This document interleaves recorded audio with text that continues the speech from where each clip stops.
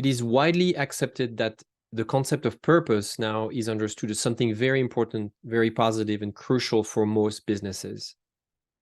In the last 10, 20 years, there's been a lot of books written about this, and it's expected that on your website, for instance, there would be mention of your why, or the reason why your business exists. So that's great. And then I have done a lot of work in that realm. I have defined also a purpose for the businesses I've helped, and MetaHelm. MetaHelm's purpose is to turn every businesses into sources of inspiration that few can resist, for instance. That's my way to explain what the purpose is. But purpose is also something that is not so static. Most people think that you can just encapsulate your purpose as a statement, right? We say when we say purpose, we understand that behind there will be a 1 or 2 lines short, brief statement that encapsulate that captures what that statement, that feeling is. Purpose is a sensation, it's a feeling, but it's also a process.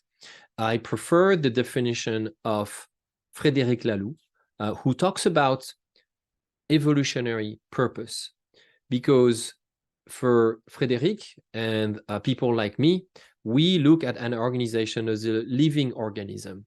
We look at it as a body, a complete entity that has the innate ability to understand and to figure out where it should go next, what the direction should be. So purpose is not so much, like I said, a product. It's most importantly a process in that context.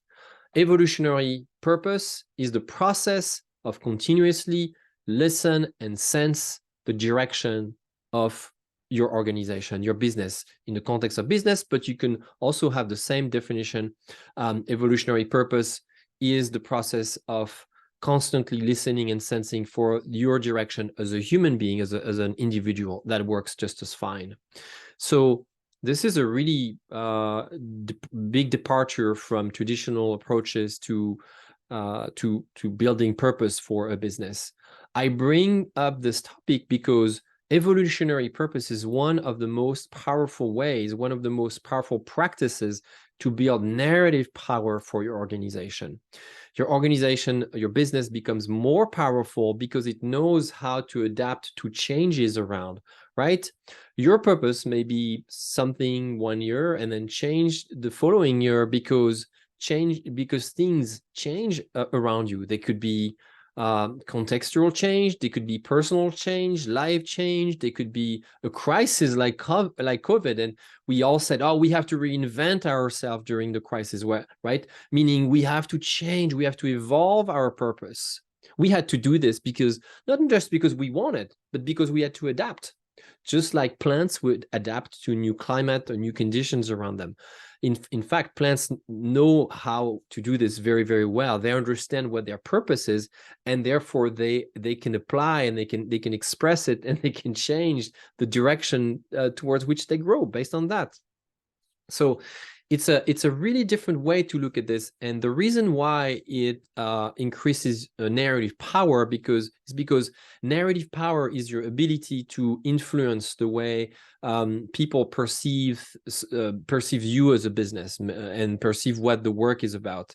And so if you have a way to adapt what you do, how you perceive what your business is about, it's going to strengthen and it's going to enable more easily people around you to do the same about your business. What does evolutionary purpose require?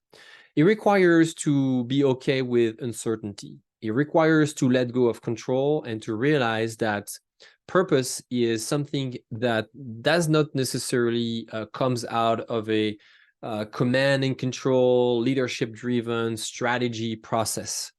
It's something that you need to sense. It's something that relies also on your intuition. It's something that has, I used the word listened and sensed earlier, because it comes from the voice inside. And if you pay attention to how we call things, and take the word vocation, for example, the word vocation has the word voice. It comes from the Latin root I think it's voxere, don't quote me on this, but it comes from the same Latin root that means the voice.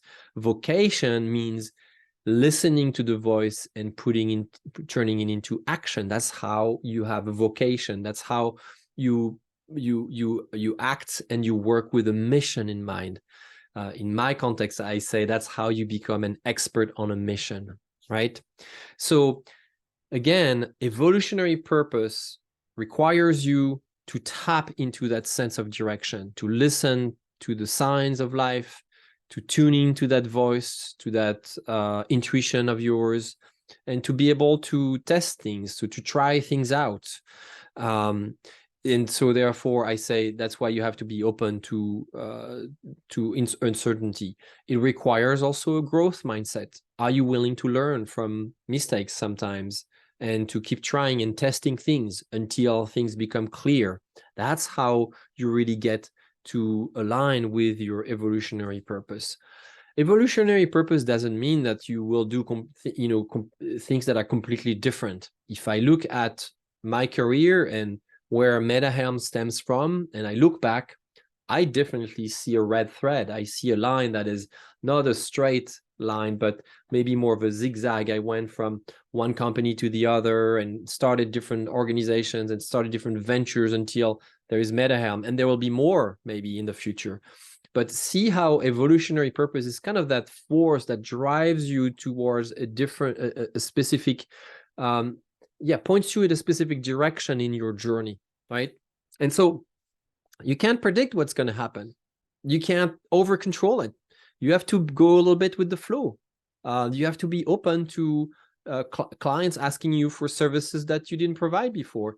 You have to be open for circumstances to have you rethink your business model, or maybe change geographical location, or expand your expertise into areas where you don't necessarily operate yet, but where you could learn different things. That is clearly what has happened in the past few years with MetaHelm. At first, I was very centered on communication and strategy, and now I integrate new dimensions such as mindset and the inner narrative of leadership and other areas. I hope this concept is really a refreshing take on what purpose is.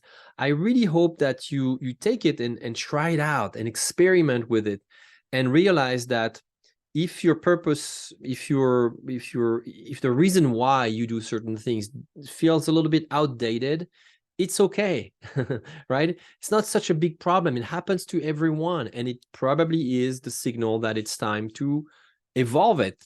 So I hope this helped, and I hope this helped you look at purpose differently and see it as a process that is taking you somewhere greater next time. All right. Thank you so much.